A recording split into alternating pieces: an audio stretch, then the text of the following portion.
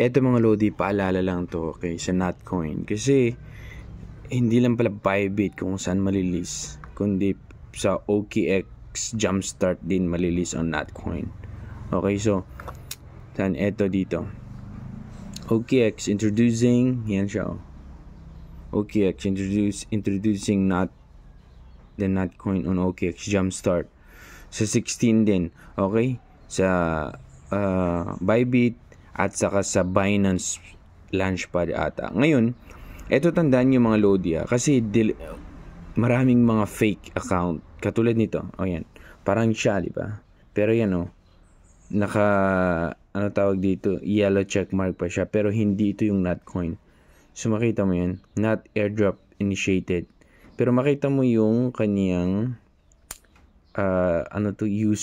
username ba to, user ID. Ayan, hindi siya Notcoin.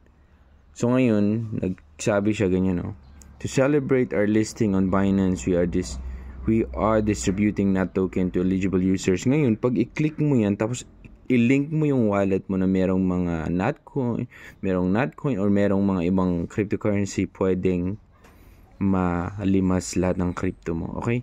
So, ingat dito. Make sure na i-double check ito. Ilang beses na ako na ganito, Lodi. Kaya ilang beses na din ako nagpalit ng mga airdrop wallet. Kasi nga, minsan sa nagmamadali tayo, akala natin mauubusan tayo, mga ganun.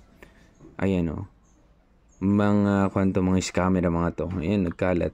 Ginagawa ko mga Lodi para matahimik sila. Kasi nakita mo, meron pa rin nagko-comment, Ibig sabihin, meron pa rin na-scam talaga.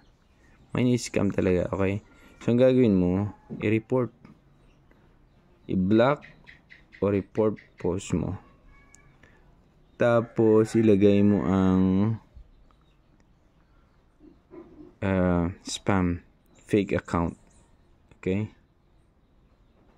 Yan. Next. Done. Ayun. Yan, tapos, andyan pa rin. Iba-block ko na yan. Kasi, once na-block na yan, kakreate naman yan na account. Ganyan lang. So, malilis, hindi lang pala Bybit, kundi sa OKX Jumpstart, sa Binance Launchpad. Okay? Launchpool. So, ayan.